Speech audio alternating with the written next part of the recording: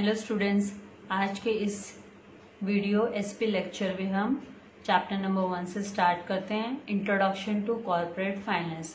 Last old syllabus में इस chapter को बिजनेस फाइनेंस करके बोला गया था।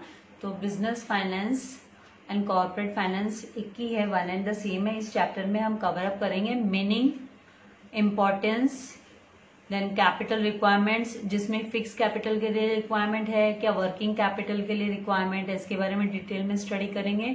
देन कैपिटल स्ट्रक्चर क्या होता है, इसकी डेफिनेशन सीखेंगे एंड इसमें कौन कौन से कंपोनेंट्स होते हैं, मतलब इसके कौन कौन से पार्ट्स है, व्हाट डज इट इंक्लूड, वो देखेंगे। और फिर डिस्टिंक्शन हम पढ़ेंगे। तो we will start now with the introduction. Introduction में यहाँ पे हमको दिया हुआ है कि ये जो टर्म है फाइनेंस हमको पता है, फाइनेंस अभी सबको पता है कि फाइनेंस क्या होता है, मनी रिलेटेड होता है। It is a money related, it is related to money management, कि मनी को, फाइनेंस को कैसे मैनेज करना है। रुपीज जो फाइनेंस है, कैपिटल जो फर्म के पास होता है, उसको वो कैसे यूटिलाइज करेंगे, मैनेज करेंगे कॉर्पोरेट्स। ओके, तो इसके बारे में यहाँ पे हम स्टडी करने वाले हैं। तो और ये किससे रिलेटेड है कि मनी का फ्लो जो होता है, मतलब कितना अंदर आने वाला है। इनफ्लो मतलब जो कॉर्पोरेट में, जो कंपनीज में अंदर आने, कितना पैसा अंदर आएगा, एंड आउटफ्लो मतलब कि कितना पैसा बाहर जाने वाला है, उसके बारे में इस चैप्टर में है। एंड यहाँ पे जो बिजनेस की जो ऑर्गेनाइजेशन है, जो कॉर्पोरेट से बिजनेस, कॉर्पोरेट से बिजनेस ऑर्गेनाइजेशन है, उनकी जो एफिशिएंसी है वो डिपेंड करती है, जो सक्सेस उनकी जो सक्सेस है बिजनेस की, वो उनकी एफिशिएंसी पे डिपेंड करती है कि वो कितना ज्यादा से ज्यादा उनको जो रिक्वायर्ड फंड है, फंड मतलब मनी, वो जनरेट कर सकते हैं, यूज कर सकते हैं। मतलब जनरेट करना मतलब वो कहाँ, कौन कौन से रिसोर्सेस से पैसा लेके आएंगे, वो जनरेट करेंगे, वो कलेक्ट करेंगे एंड उसको वो यूटिलाइज कैसे करेंगे उस फंड को, तो इसके बारे में है। तो यहाँ पे जो यहाँ पे हेनरी फोर्ड राइट, ये जो आपको यहाँ पे मैं एरो कर्सर कर रही हूँ, यहाँ पे देखो Henry Ford righty, what he says, उसने कैसे डिफाइन किया है कि money is an arm. Money क्या है, एक आर्म, एक हैंड है, right. It is an arm और अ लेग, एक हाथ या फिर एक लेग है, पैर है। यू यूज इट, या तो आप इसको यूज कर लो, नहीं तो इसको लूज कर लो, और लूज इट। तो यहाँ पे हेनरी फोर्ड राइटी ने बोला है कि मनी इज एन आर्म, तो ये बिजनेस के लिए एक आर्म ही हो गया ना, हाथ है, इसको यूज कर लो, नहीं तो लूज कर लो। या ये एक तरीके का आपका, एक तरीके से ये लेग हो गया आपका, आप इसको यूज कर लो, नहीं तो इसको वेस्ट जाने दो, let it be, lose it करके। तो इस स्टेटमेंट में क्लियरली हमको पता चल रहा है कि it brings the significance of, ये इंपॉर्टेंस, सिग्निफिकेंस क्या है, इंपॉर्टेंस क्या है फाइनेंस का। फाइनेंस का मतलब money, okay, for the success of the business के बारे में। मतलब आप इसको यूटिलाइज नहीं करोगे, इसको यूज नहीं करोगे, तो फिर आप लूज करोगे, ठीक है। तो मतलब आपकी ग्रोथ नहीं हो पाएगी। तो उसका एफिशिएंट यूटिलाइजेशन भी इंपॉर्टेंट है, आप कितना एफिशिएंटली, आप कितना उसको इफेक्टिव में ला सकते हो फाइनेंस को, उसके बारे में हम यहाँ पे स्टडी करेंगे। तो चलिए अब हम आते हैं मीनिंग पे। तो कॉर्पोरेट फाइनेंस का मीनिंग क्या है, व्हाट डज इट मीन, इसका मतलब क्या है, मीनिंग क्या है। तो हम यहाँ पे देखेंगे कि corporate finance deals with the, ये डील करता है, किसके साथ डीलिंग करता है, ये क्या काम करता है, इसका क्या इसका वर्क है। तो ये रेजिंग मतलब जनरेट करना, रेज करना, लेके आना पैसा, बाहर से पैसा लेके आना, और उसके बाद में उस पैसे को, उसको फाइनेंस को क्या करना, यूज करना। हाँ, तो बाय अ कॉर्पोरेशन मतलब by a business, how the money, corporate finance का किससे डील करता है, रिलेटेड किससे है, डील्स मतलब किससे रिलेटेड है ये। तो कॉर्पोरेट फाइनेंस है related, it is related with the raising मतलब कौन कौन से सोर्सेस से पैसा जनरेट कर पाएगा, ये लेके आ पाएगा। And using of the finance by a corporation से कैसे ये कॉर्पोरेशन, कोई भी पर्टिकुलर बिजनेस ऑर्गेनाइजेशन उस फाइनेंस को, उस पैसे को कैसे यूज कर पाएंगे।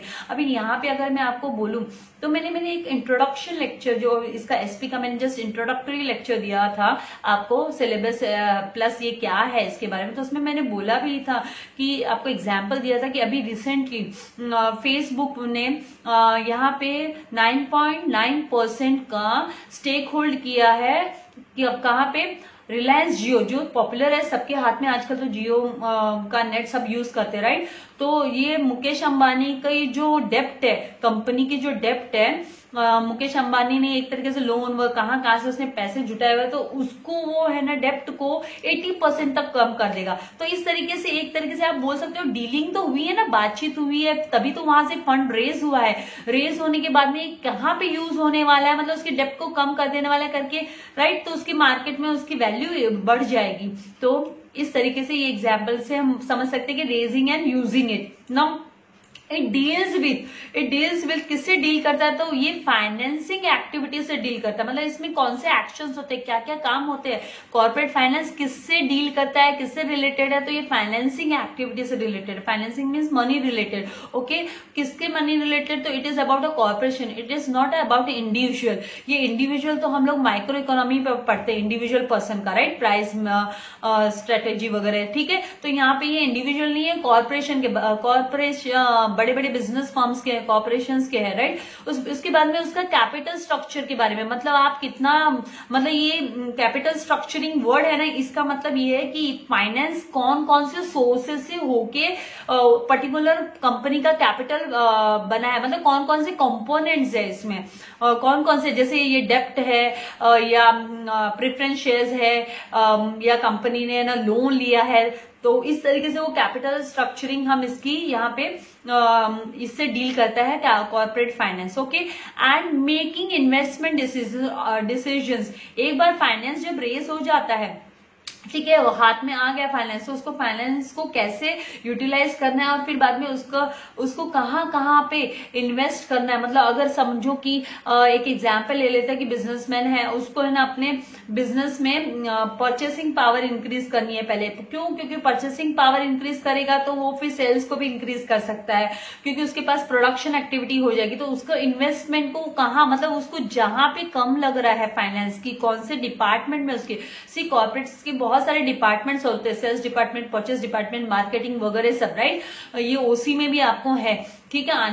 आगे अभी जब भी मैं चैप्टर स्टार्ट करूंगी ओसी का, तो वहां पे भी हम इसके बारे में स्टडी करेंगे कि इन्वेस्टमेंट डिसीजंस में भी help, making decision making also is done by the corporate finance. तो कॉर्पोरेट फाइनेंस का मीनिंग क्या हो गया कि corporate finance deals with the raising and using of finance by a corporation, okay. It deals with, किससे relate करता है, deals with the financing the activities of the corporation, capital structuring and making investment decisions, ठीक है। अभी आते हैं हम इसके डेफिनेशन पे। इसके डेफिनेशन यहाँ पे आप देखेंगे कि हेनरी हॉगलैंड ने क्या बोला कि एक्सप्रेसेस द व्यू दैट, अपना व्यू एक्सप्रेस किया है रिगार्डिंग द कॉर्पोरेट फाइनेंस। उनका कहना क्या है कि corporate finance deals with primarily, corporate finance deals primarily, मतलब सबसे फर्स्ट वो किससे डील करती है, विद द एक्विजिशन। एक्विजिशन मतलब वो एक्वायर करने के लिए, कहाँ से पैसा एक्वायर करेंगे, कहाँ से पैसा रेज करेंगे, जनरेट करेंगे। देखो टर्म्स को देखो कैसे यूटिलाइज किया है, ठीक है।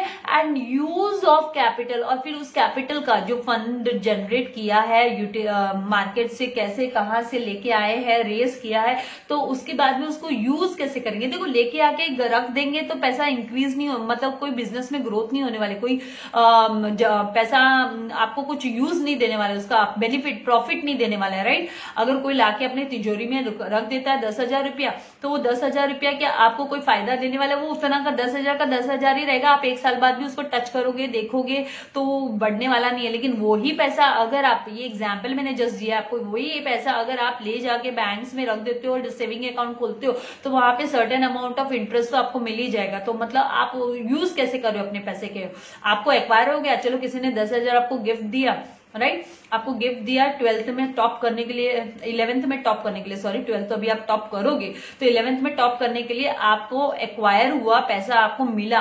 10,000 आपको गिफ्ट मिला, तो आपने उसको ऐसे ही एज इट इज आपके पिगी में रख दिया, लॉकर में रख दिया, तो वो आपको कुछ एक्स्ट्रा मनी करके देने वाला नहीं है। अगर आपने उसको बैंक में इन्वेस्ट कर दी, बैंक में सेविंग अकाउंट खोल के रख दिया, तो वो कुछ ना कुछ उसका इंक्रीज हो जाने वाला है। तो यूज ऑफ कैपिटल, बिजनेसमैन है ना, अपने बिजनेस की ग्रोथ के लिए उसको यूज करना जरूरी है। उसने डेप्ट ले लिया मार्केट से, फंड रेज कर लिया मार्केट से, और फिर उसको उसने बिजनेस की ग्रोथ के लिए नहीं यूटिलाइज किया, तो फिर उसका कोई फायदा नहीं है। ठीक है, फिर आगे यहाँ पे देखिए, the term corporate finance also includes, और क्या क्या इंक्लूड करता है, ये कौन कौन से कंपोनेंट्स है इसके। तो फाइनेंस कॉर्पोरेट फाइनेंस के टर्म्स है कि फाइनेंशियल प्लानिंग, मतलब वो पैसा कब, कहाँ, कैसे और राइट जगह पे, means at right place, at right time and at right we say ना एट राइट सिचुएशन उसको यूटिलाइज करना। हाँ, एक मार्केट में कब उसकी ज्यादा आपको रिक्वायरमेंट फील हो रही है आपकी ग्रोथ करने की बिजनेस को, तो उस टाइम पे राइट समय पे वो यूटिलाइज होना चाहिए। फिर यहाँ पे स्टडी ऑफ कैपिटल मार्केट, अभी ये कॉर्पोरेट फाइनेंस आपको मार्केट के, कैपिटल मार्केट मतलब शेयर मार्केट की स्टडी के बारे में भी बताता है, मतलब वो कहाँ कैसे ग्रोथ हो रही है कंपनीज की, इसके बारे में भी कॉर्पोरेट फाइनेंस, मतलब उनकी फाइनेंशियल पोजीशन, साउंड पोजीशन है क्या पर्टिकुलर कॉर्पोरेट की, इसकी स्टडी भी मतलब इससे रिलेटेड भी है ये। Then what about money market, money market पैसा मार्केट में कैसे, लिक्विडिटी मार्केट, हाँ उसके हिसाब से, एंड शेयर मार्केट। तो ये सारा का सारा स्टडी ऑफ कैपिटल मार्केट एक इंटर लिंक्ड ये टर्म्स है आपके। उसके बाद में हम आएंगे आगे यहाँ पे, इट ऑल्सो कवर्स, ये क्या कवर करता है, it also covers capital formation, मतलब है ना कंपनी का कैपिटल फॉर्मेशन, कैपिटल स्ट्रक्चर। जब कंपनी अपना कैपिटल स्ट्रक्चर बनाती है कि हाँ 30% डेप्ट है कंपनी का, ठीक है, 30% का लोन लिया कंपनी ने, कंपनी ने 60% है ना रेज किया suppose bye issuing shares, okay, और फिर बाद में बचा हुआ 10% है ना कंपनी के पास सेविंग थी, मतलब वो सीईओ वगैरह के पास, उन लोगों के पास सेविंग थी, तो इस तरीके से उसका कैपिटल फॉर्मेशन कैसे होगा वो। And then the foreign capital, कितना एफडीआई आया। अभी फॉरेन कैपिटल से मुझे याद आ गया कि कल ही हमने जब मैंने वीडियो अपलोड किया था तो उसमें हमने बात की थी, मतलब मैंने आपको बताया था कि कैसे है ना हमारी गवर्नमेंट ऑफ इंडिया ने है ना इस पे बैन लगा दिया है एफडीआई पे, जो हमारे नियर बॉर्डर से जो कनेक्टेड कंट्रीज है, वो अगर हमारे यहाँ पे अगर इन्वेस्ट करना चाहती है हमारी कंपनीज में, ओके, शेयर मार्केट में इन्वेस्ट करना चाहती है, तो उनको इन्वेस्ट करने के पहले हमारे गवर्नमेंट की परमिशन लेनी पड़ेगी, क्योंकि कोरोना वायरस को देखते हुए, ड्यू टू कोरोना वायरस जो प्रॉब्लम अराइज हो रही है, ज्यादा से ज्यादा कंपनीज पे स्टेक होल्ड करने देख रहा है चाइना, राइट। तो स्पेशली ये चाइना को देखते हुए ही हुआ है, फिर भी पहले पाकिस्तान और बांग्लादेश पे तो था ही, लेकिन अब नेपाल, भूटान, मलेशिया, म्यांमार, इन सब पे और इंक्लूडिंग चाइना, इन सब पे भी ये हो गया। लेकिन देखो यूएसए पे नहीं लगाया, जैसे मैंने बोला ना अंबानी ने ये अपना फेसबुक वाले ने स्टेक होल्ड किया, तो मतलब यूएसए पे नहीं लगाया, लेकिन ये स्पेसिफिकली चाइना पे करने के लिए इस तरीके से किया गया था कि है बैन लगा दिया, ठीक है। तो वो फॉरेन कैपिटल को भी ये कवर करता है। Then even financial organisations and banks play important role. अभी यहाँ पे है ना कॉर्पोरेट फाइनेंस में फाइनेंशियल ऑर्गेनाइजेशंस मतलब कौन से ऑर्गेनाइजेशन जो लोन वगैरह देती है, पैसा देती है मार्केट में, हाँ प्राइवेट ऑर्गेनाइजेशंस हो गए, और बैंक्स होती है, ये भी इंपॉर्टेंट रोल प्ले करती है कॉर्पोरेट फाइनेंसिंग में। क्यों? क्योंकि हम लोग यहाँ पे कंपैरिजन कर सकते हैं कि कहाँ से कितना पैसा उठाना है, कितना हमको उधार लेना है, लोन लेना है एंड ऑल। तो वो भी एक इम्पॉर्टेंट पार्ट है यहाँ कॉर्पोरेट जो हम स्टडी करेंगे यहाँ पे कॉर्पोरेट फाइनेंस, उसके अंदर वो भी एक इम्पॉर्टेंट पार्ट है। अभी यहाँ पे देखिए आगे, the finance manager of any corporation has to ensure, जो कोई भी कॉर्पोरेशन का फाइनेंस मैनेजर होता है, हम लोग बोलते हैं ना फाइनेंस मैनेजर है, हाँ फाइनेंशियल कंसल्टेंट है, फाइनेंस मैनेजर है, तो उसमें क्या क्या खास बात होनी चाहिए, he has to ensure that, उसको पता चलना चाहिए कि the firm has adequate finance, की फर्म के पास एडिक्वेट फाइनेंस है। अभी आपको यहाँ पे मैं एक सिंपल सी बात बता दूं, फाइनेंस मतलब large amount of money, right. ये it is a blood for the business, it is a blood for the corporate. अगर ये ब्लड बिजनेस को नहीं मिलता है, कॉर्पोरेट्स को नहीं मिलता है, तो बिजनेस कोलैप्स हो जाएगा, राइट। तो बिजनेस को रन करने के लिए, स्मूथ रनिंग के लिए हमको फाइनेंस की जरूरत होती है। तो ये फाइनेंशियल मैनेजर को ध्यान रखना कि एडिक्वेट फाइनेंस है कि नहीं है। जैसे अगर हम हमारे कंट्री की भी बात करें, नेशनल वाइज हम बात करेंगे, तो देखो यहाँ पे जो हमारी सीतारमण फाइनेंशियल मिनिस्टर है, राइट, तो वो ध्यान रखती है कि हमारे पास कितना फंड है हमारी कंट्री के पास, तो एडिक्वेट फाइनेंस का हमको ध्यान रखना है। इवन आरबीआई भी रखते हैं। तो इस तरीके से यहाँ पे जो कंपनी का फाइनेंस मैनेजर होता है उसको वो ध्यान रखना है कि फाइनेंस है कि नहीं है। फिर उसके बाद में ये देखिए नेक्स्ट आपके पास है, they are using the right source of funds, क्या वो सही सोर्स सोर्स यूज कर रहे हैं, वो जो मनी जनरेट कर रहे हैं उसके लिए उन्होंने सही जगह से पैसा लिया है कि नहीं लिया। ऐसा तो नहीं है जो मार्केट से उन्होंने उधार लिया है, समझो लोन लिया है मार्केट से उन्होंने, तो वो उन्होंने लोन जो लिया है वो हैवी इंटरेस्ट रेट पे तो नहीं ले लिया है, उसके लिए उनको हैवी इंटरेस्ट रेट तो नहीं चुकाना पड़ेगा। तो राइट सोर्स से लिया है कि नहीं लिया है, कि उनकी जो कॉस्ट है जो वो मिनिमम होनी चाहिए, उसकी जो कॉस्ट है, लोन लिया है या डेप्ट उठाया है या कोई पब्लिक डिपॉजिट्स के हिसाब से लिया है तो वो मिनिमम कॉस्ट पे होनी चाहिए। वो भी उनको ध्यान रखना, मतलब फाइनेंशियल मैनेजर मतलब एक्सपर्ट होना चाहिए, उसको सब पता होना चाहिए, राइट। उसको पूरी स्ट्रेटेजी आनी चाहिए। इन शॉर्ट इफ आई से कि एडिक्वेट फाइनेंस है कि नहीं है, मिनिमम कॉस्ट पे वो सोर्सेज से फंड्स रेज कर रहा है कि नहीं कर रहा है। फिर the firm utilises raised funds effectively, मतलब जो डिपार्टमेंट में फंड की, सपोज मार्केटिंग डिपार्टमेंट में, एडवर्टाइजमेंट डिपार्टमेंट में फंड की ज्यादा जरूरत है, तो कंपनी के प्रोडक्ट्स तो काफी क्वालिटी वाले हैं, गुड क्वालिटी प्रोडक्ट्स है, लेकिन है ना कंपनी में मार्केट में कंपनी के प्रोडक्ट्स की सेल कम हो रही है सपोज, तो उसके लिए वो कहाँ पे एडवर्टाइजमेंट के लिए ज्यादा पैसा डालेगा। तो मतलब उसका इफेक्टिव यूटिलाइजेशन फंड का हो रहा है कि नहीं हो रहा है, वो भी फाइनेंस मैनेजर को ध्यान रखना है, उसकी duty. He has to ensure it, he has to make it sure that वो सही जगह पे वो यूटिलाइजेशन हो रहा है कि नहीं हो रहा है। उसके बाद में they are generating maximum returns for its owners. इसके बाद उसको एक और खास ध्यान रखनी है कि देखिए कॉर्पोरेट फाइनेंस में ना शेयर होल्डर्स का पैसा रहता है, तो यहाँ पे वो शेयर होल्डर्स बोले तो ओनर्स होते हैं कंपनी के ओनर्स को जो मैक्सिमम रिटर्न्स मिले, मतलब ज्यादा से ज्यादा डिविडेंड मिले, ओनर्स को डिविडेंड मिलता है, शेयर होल्डर्स को डिविडेंड मिलता है, तो वो जनरेट कर पा रहे, उनका जो पैसा जब फंड इफेक्टिवली यूटिलाइज होता है तो वो मैक्सिमम रिटर्न्स दे रहा है कि नहीं दे रहा है, ये बात भी किसको ध्यान में रखनी है, फाइनेंस मैनेजर को ध्यान रखनी है। उसको ये सब चीजों का ध्यान रखना, मतलब ये एक्सपर्ट होना चाहिए, उसको सब ये सब बातें अच्छे से समझ में आनी चाहिए कि सब सही जा रहा है कि नहीं जा रहा है, तो वो उसको देखना है, वो ध्यान देना है उसको।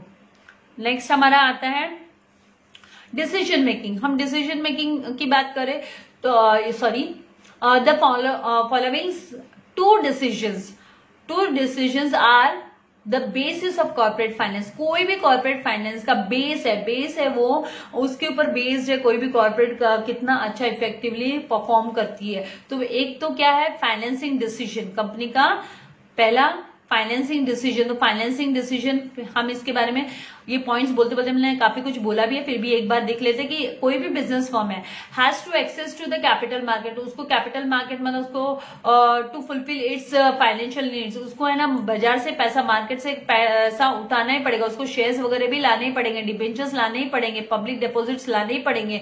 तो ये उसको फाइनेंसिंग डिसीजन का ये एक की पॉइंट है कि the business firm has to access. वो ऐसे नहीं बोल सकता मैं सारा घर का पैसा लगा दूंगी, तो वो कॉर्पोरेट नहीं हो सकता, बड़ा बिजनेस नहीं हो सकता, कॉर्पोरेट बिजनेस नहीं हो सकता। फिर the firm has multiple choices of source of financing, मतलब उसके पास मल्टीपल चॉइस, वेराइटीज होनी चाहिए, जैसे बैंक से लोन ले लेना, डेप्ट ले लेना, डिबेंचर्स इशू कर देना मार्केट में, शेयर्स इशू कर देना, प्रेफरेंस शेयर्स ले आना, तो उसको मल्टीपल चॉइसेस होनी चाहिए उसको फाइनेंसिंग की, ठीक है। फिर बाद में the firm can choose whether it wants to raise equity capital. देखिए यहाँ पे ये वर्ड आ गया, रेज इक्विटी कैपिटल, मतलब उसको ज्यादा से ज्यादा अपनी कंपनी के ओनर्स चाहिए है क्या, वो शेयर होल्डर्स मतलब ज्यादा 70% का समझो इक्विटी इशू किया उसने, और 20% का डेप्ट लिया, मैंने एग्जांपल दिया था, और 10% उसके पास खुद के पास था। तो मतलब ये तरीके की कंपनी कुछ हद तक सही भी होगी ना, क्योंकि उसके के पास ज्यादा से ज्यादा शेयर होल्डर्स है, फिर तो यहाँ पे ज्यादा ज्यादा ओनर्स भी हो जाते हैं।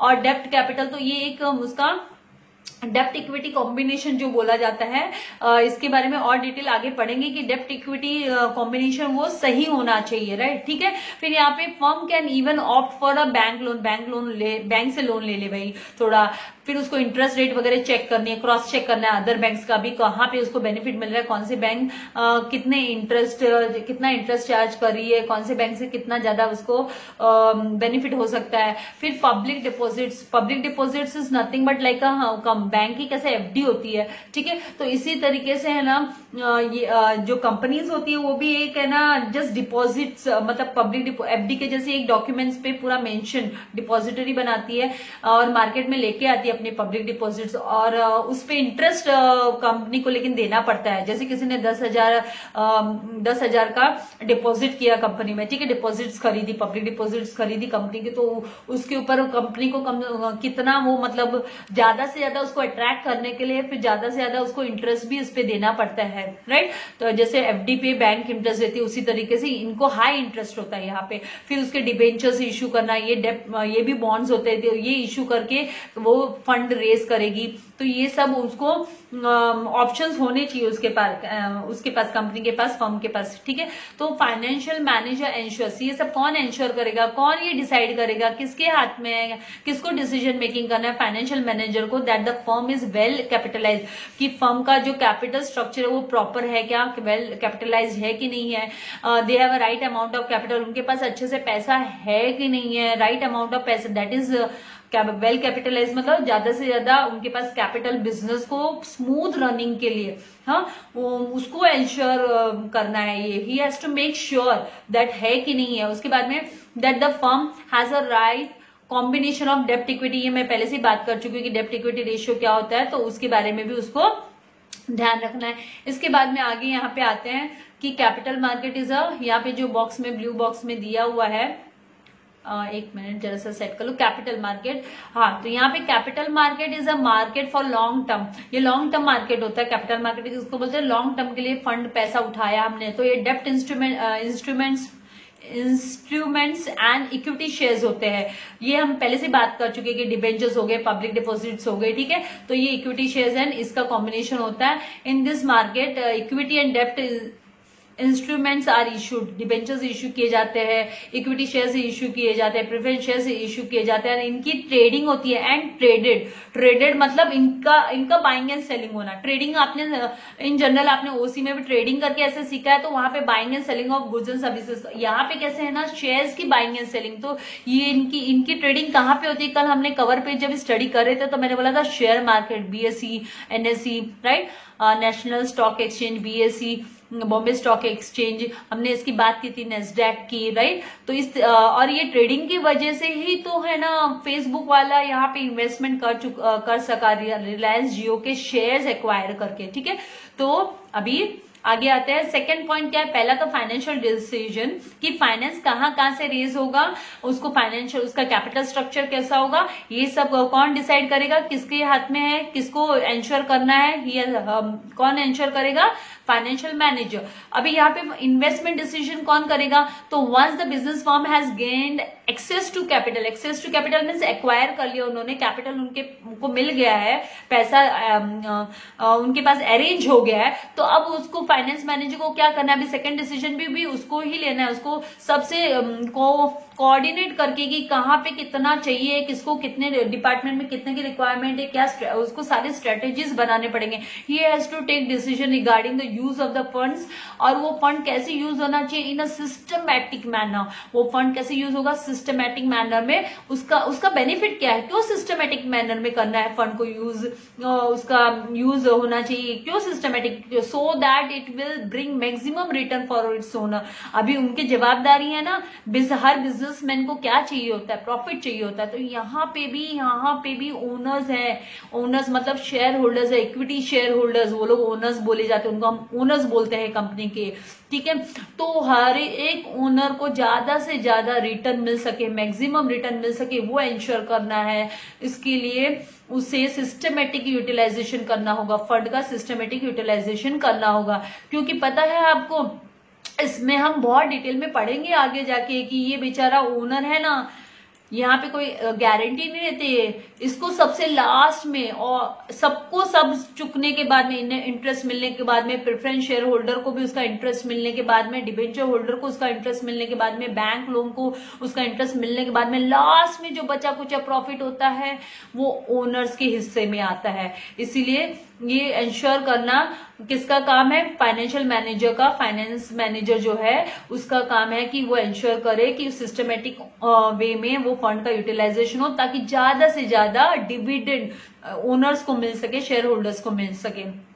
For this the firm has to take into consideration, मतलब फर्म को डिसीजन लेना है, स्ट्रॉन्ग डिसीजन लेना है, राइट डिसीजन लेना है द कॉस्ट ऑफ कैपिटल को लेके, कि कॉस्ट ऑफ जो कैपिटल को एक्वायर करने के लिए जो खर्चा, जो लागत हो रही है वो मिनिमम होनी चाहिए। वो जब मिनिमम होगी तो हम मतलब जितना कम खर्चा हो कम से कम इसके equal, once we know once they know the cost of capital, एक बार उनको कॉस्ट ऑफ कैपिटल पता चल जाएगी कि इसके पीछे कितना खर्चा हुआ मतलब हमको एक्वायर करने में, तो फर्म क्या करेगी, वो पैसा डिप्लॉय करेगी, यूज करेगी। डिप्लॉय करना मतलब यूज करेगी उस फंड को इन सच अ वे, इस तरीके से यूज करेगी कि उसका रिटर्न्स है ना वो मोर देन कॉस्ट आएगा। जो कॉस्ट, जो लागत लग गई, ठीक है, जमा करने में पैसा, यहाँ वहां से रेस करने के बाद में जो कॉस्ट, फिर बाद में उसको उनको इंटरेस्ट वगैरह भी चुकाना करना है, सब देने करना है, तो उसके अबव, ओवर एंड अबव जो बचेगा, जैसे मैंने यहाँ पे बोला भी, ओनर्स को तो रेसिडुअल मतलब बचा कुचा मिलता है, बचा कुचा मिलता है। जैसे बोलते हैं ना कि मम्मी बचा कुचा खाती है, सब बनाती है, करती है सब, लेकिन पूरा घर सबका पेट भरने के बाद में मम्मी देखती है कि जो है वो मैं खा लूं, तो कभी कभी उसमें ज्यादा भी मिल जाता है और कभी कभी वो हिस्से में कम भी आता है। तो यहाँ पे फाइनेंस मैनेजर को एक्वायर कर मतलब एंश्योर करना है कि रिटर्न्स है ना ज्यादा आए, कॉस्ट से ज्यादा रिटर्न्स निकल के आए, ठीक है। तो ये इस तरीके से इन्वेस्टमेंट डिसीजन है ना, फाइनेंस